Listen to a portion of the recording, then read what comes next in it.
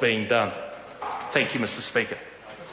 Chris Hipkins. Mr. Speaker, the very last sentence that the member who just spoke said was absolutely true. This is about the confidence and trust New Zealanders can have in their government.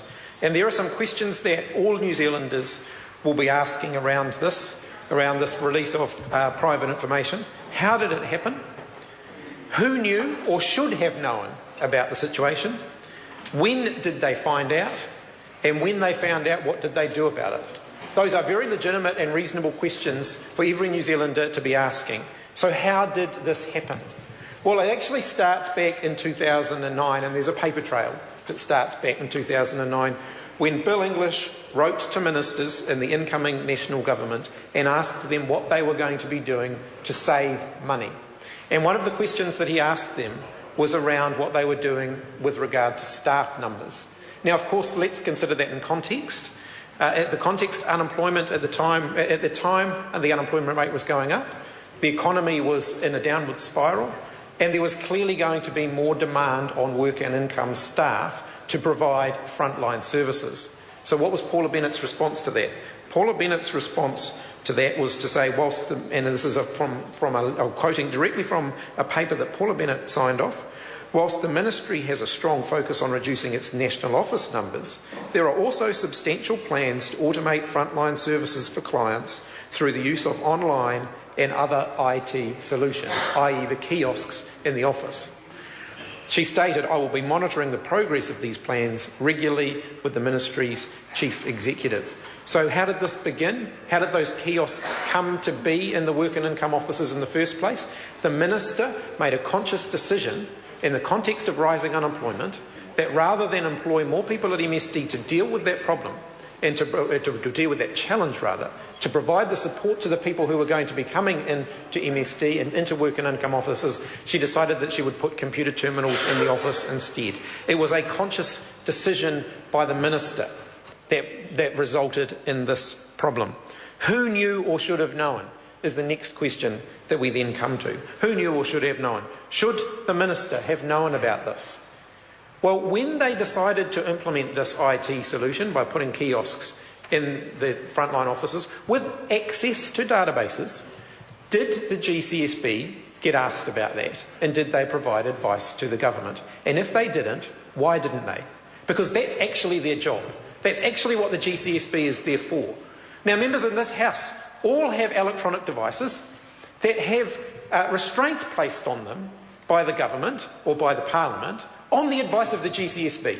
This is their job. They proactively go in, they look at the IT systems of government departments, and they place requirements and restrictions on the use of those IT systems. So when they did this, when the government decided, on Paula Bennett's direction, it's in her letter here, on Paula Bennett's direction, decided that they were going to put kiosks in work and income's offices rather than employing staff to deal with people and allow people access to their IT system. Did they get the GCSB involved and did they check to make sure that their system was going to be robust? And if they didn't, then Paula Bennett has some serious questions to answer about that, because she's the minister responsible and this system was implemented under her direction. It was her initiative. She is responsible for it. The next question then becomes, when did they find out?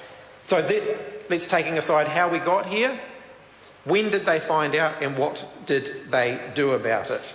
Well, the kiosks were rolled out in 2010 and they were told in April last year that there were potential vulnerabilities within the system. So the question is, what happened then? What happened then? When the government found out there were potential vulnerabilities in the system, what happened then? Why is April last year, that's a year and a half ago, why is it that this problem wasn't identified and fixed at the time?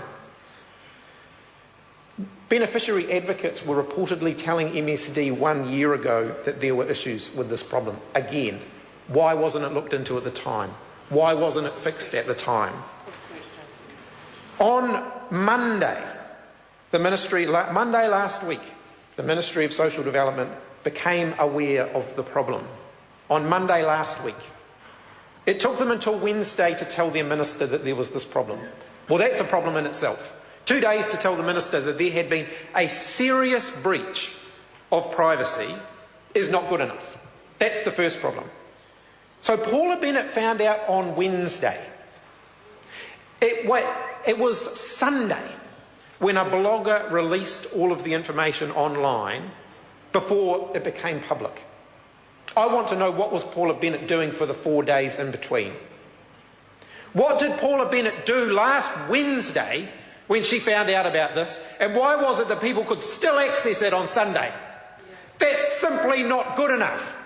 And the public of New Zealand should be able to expect better from ministers in this government.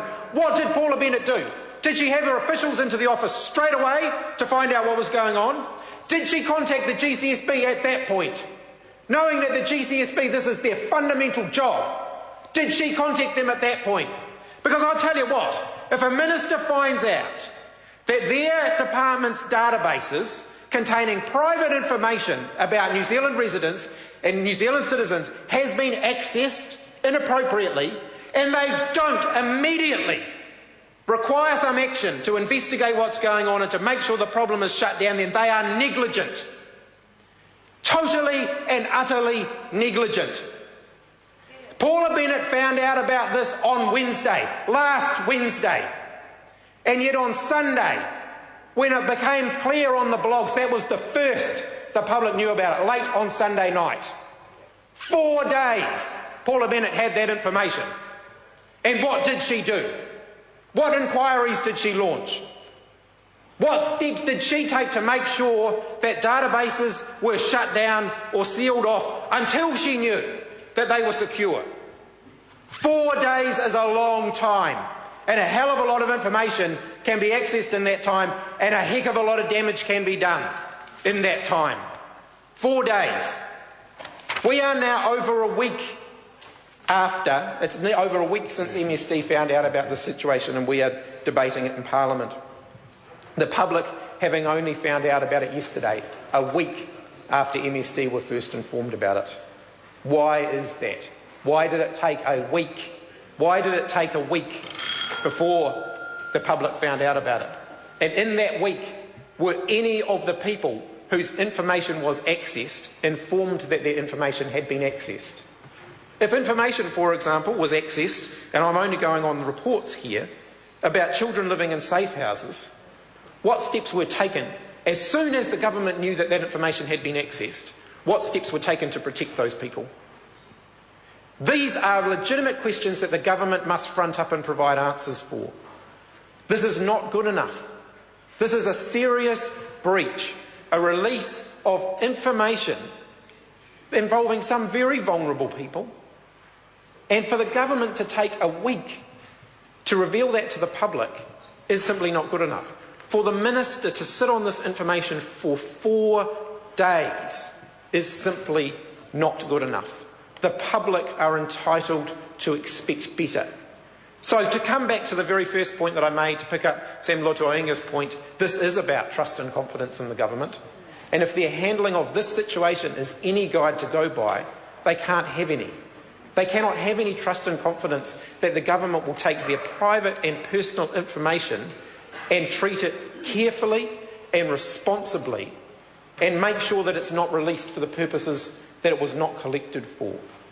Trust and confidence in government will be seriously eroded by this, not just by the fact that it happened, not just by the fact that it happened because of budget funding cuts, not just because the government sat on it when they found out about it, but because the government, when they did find out about it, didn't do what they should have done.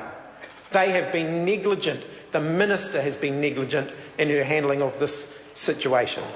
Full stop. Honourable Maurice Williamson. Speaker, I can say, I think, with a reasonable amount of credibility,